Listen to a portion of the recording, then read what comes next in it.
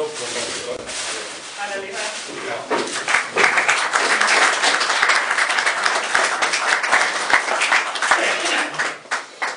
Se je spodbudilo, da ste začeli raziskovati življenje v zaporih?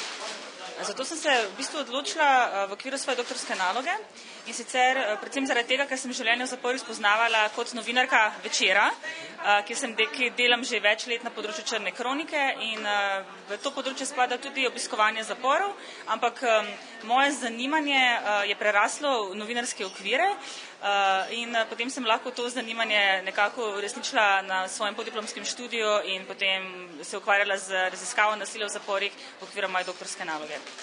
In kakšno je življenje v zaporih? Življenje v zaporih je za nas, ki prihajamo od zunaj, zanimivo, ker gre za eno specifično situacijo. Zanimivo je tudi zaradi tega, ker mi vedno vemo, ki prihajamo od zunaj, da bomo lahko tudi šli vsak trenutek ven, da se bodo vrata zaprla in odprla, oziroma najprej odprla, pa potem zaprla, ko se bomo vračali. Za obsojence, predvsem tiste, ki pridejo prvič v zapor, je pa to totalen šok. Ljudje seveda niso pripravljeni na to, kar jih čaka v zaporu. Naenkrat se jim popolnoma spremeni svoje življenje. Nimajo več svoje družine, nimajo več svoje službe, nimajo več svojih prijateljev. Imajo seveda zagotovljene te osnovne stvari, kot je hrana, bivanje in vse to, ampak naenkrat več ne upravljajo s svojim življenjem, ampak drugi upravljajo z njihovim življenjem in najbolj boleče pa je seveda to, ker več nimajo svobode. To se pravi, ne morejo oditi tako kot mi, ko rečemo, mi bi šli domov, oni vejo, da bodo tam ostali še toliko in toliko let. In v zaporu se dogajajo številne stiske, ravno zaradi tega.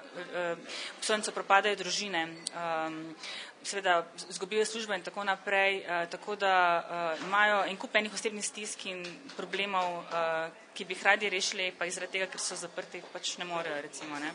Se je bilo kaj strah, ko ste bili v zaporu? Ja. Oziroma, ko ste delali v zaporu? Ne. Ko sem recimo že pri svoji diplomski nalogi, pa kasneje pri doktoratu, me ni bilo več niti slučajno strah, ker sem že bila prej večkrat, ko sem bila pa prvič, predvsem na Dobu, mi je bil tak en posebni občutek, predvsem zaradi tega, ker nisem vedela, kaj me tam sploh čaka, kaj lahko pričakujem. V glavi sem imela ene slike, zapori, to je nekaj zanimivega in tako naprej. Tam so zaprti, ne vem, hudi kriminalci in eno in drugo. Tako da sem imela tudi en kup takih zgodb v glavi, ne.